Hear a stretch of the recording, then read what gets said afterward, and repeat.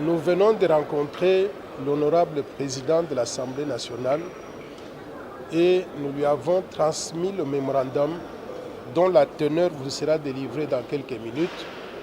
Et il a accusé réception et il nous a promis qu'il va transmettre fidèlement nos préoccupations aux honorables députés nationaux et que nos préoccupations seront prises en compte au niveau donc de l'Assemblée nationale. Donc grosso modo, c'est de cela qu'il s'agit. Alors, quelle est la teneur du message que nous lui avons donné? Je vais lire grosso modo, en résumé, ce qu'on lui a transmis comme message.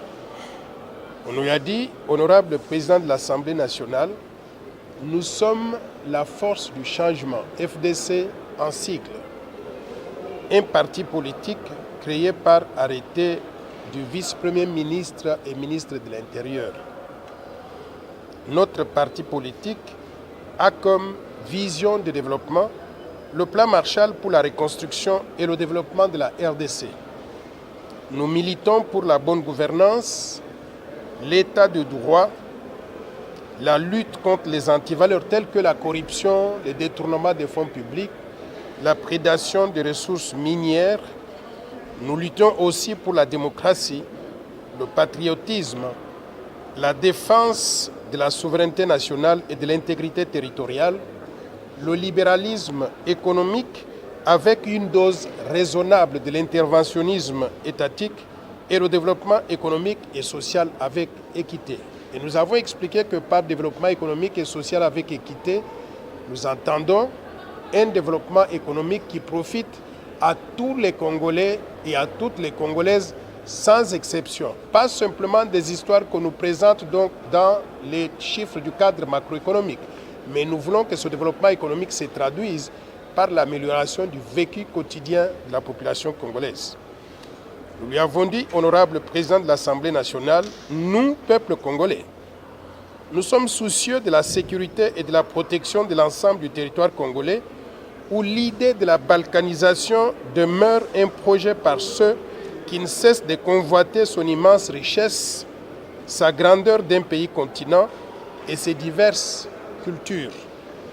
Nous sommes animés par le souci patriotique de voir la République démocratique du Congo rester dans ses frontières du 30 juin 1960, unie et indivisible.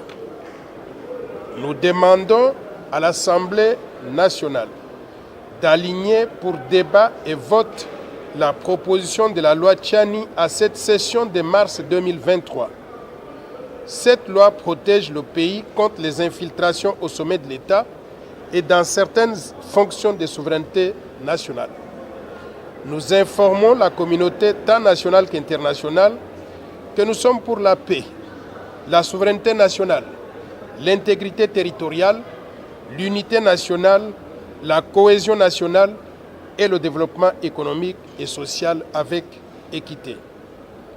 Nous sommes pour la coopération gagnant-gagnant avec tous les pays étrangers et toutes les institutions internationales, bilatérales et multilatérales, qui veulent sincèrement participer à nos efforts de développement pour le bénéfice de nos populations appauvries et clochardisées depuis des décennies.